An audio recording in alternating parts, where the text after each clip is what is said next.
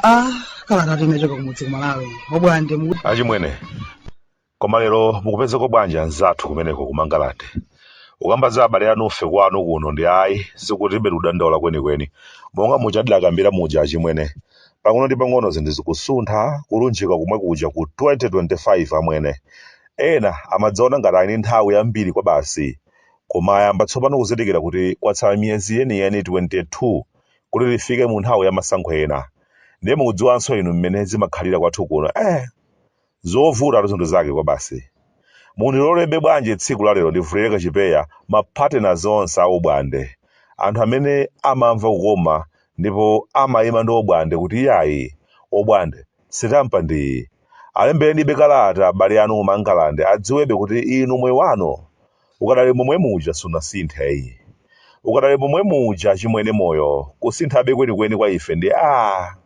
kaya anzathu akutauniwo anthu ena akamakhala ansangala zodabwisa ndi masankho akubwerawa kumakamba kuti tione kuti zidzakhala bwanji ndikumamkhabe munthu wachidwi kwambiri chifukwa ndisaname anthu ngati ifeyo bwantasa kwa nthawi yayitali moyo wathu wakhala uli chimodzimodzi ovutika choncho zochitika zake zomwezomwezo zovutika anthu akamafika pomayerekeza kuti awa wankhasako pano kusiyana ndi nthawi ijayo enanso akamati nthawi ijayo ndimene inali bwino osati pano tumamkhabe anthu achidwi kwa basi kumadzifunsa kuti nthawi yake itiyo okay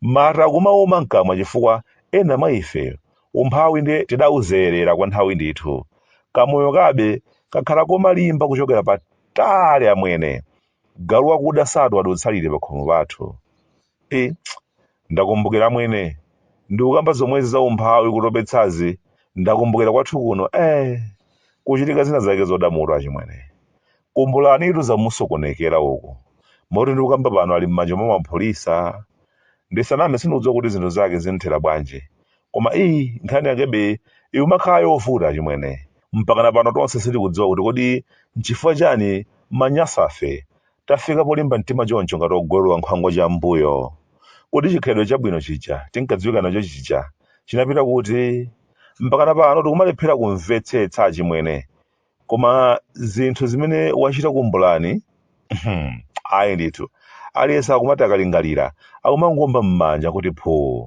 pamenepa ndi pomwe timatsimikiza kuti koma umphawi si wabwino ndithu umakupangitsa kuganiza zinthu zosokonekera zinthu zodabwitsa ndikudziwa inunso mwindi chidwi mukufunisisa mutadziwa kuti kodi kumbulani wachita chani chimene chawachititsa ubwande kuchita jenkha nkhani yake ndiyovuta ndiumalingalira kuti kodi imeneyi m'bale wangayi ndiye ndiyambira pati kumuuza kuti ndiyambire pakati kumalizira kapena ndiyambire mwina kumayambiriro kumabenanenso ndikakumbukira thupi langa loseli kumagwidwa tsemwe kumbulani mnyamata ndithu wabwinobwino mnyamata amene tsiku la ukwati wake zilumika zisanu ndi ziwiri zapitazo kudali zinthu zobeba kwa basi mwina ndakuwuzaniponi koma paja zidali zilumika zisanu ndi ziwiri zapitazo kalekale udali ukwati wabwino kwa basi tidachezera usiku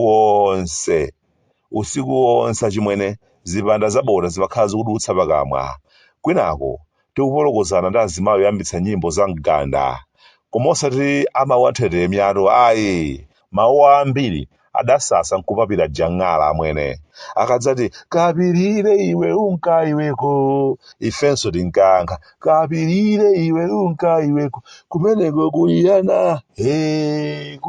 kuliyana amamina iwe kapirire unka iweko ukwati udabeba uwo tidakumbutsa chikala amwene kudali mwana wa munthu osati seweroyi nachina tsiku lodalitsa ukwatiro kunabebanso kwa basi namagetsi adavala ovololo yolemba mfitiza gonja general dealers kumbuyoko pansana chipewa chake chamulaza chidali chili kumutuko ife mmenemo tidachita kuvala topu giya yake yanamagetsiyo sitonkeni zofira lamba wa butterfly wachikasu pamimba pa nji unali ukwati obeba koma wakumbulani adayamba kukhala bwinobwino m'banja lawo ndipo mwana woyamba adabadwa patangopita chaka chimodzi anali msungwana oyera mochita kumukhala ukongola kwake kodali kochita kuoneka ngakhale mchikuta anthu adadziwa kuti uyo adzakhala chiphetsa amuna uyo zinazo zosadabwitsa kuti akumbulana anamutcha mwanayo nyenyezi.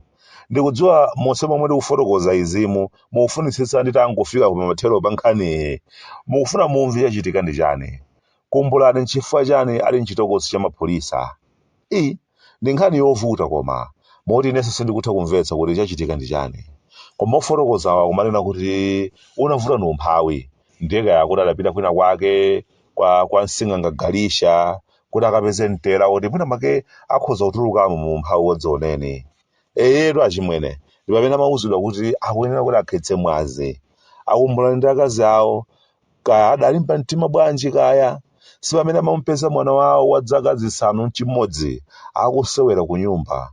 Mwana kwaona abambo ake ndiye unali kusangalala. Dadi mwandigulira asafizesi wa malambe lero. Mwana ndiye kunali kunyadira. Adadi ake abwera kunsuma. Si pamene amalimba mtima kumbulani mwanayo gwi.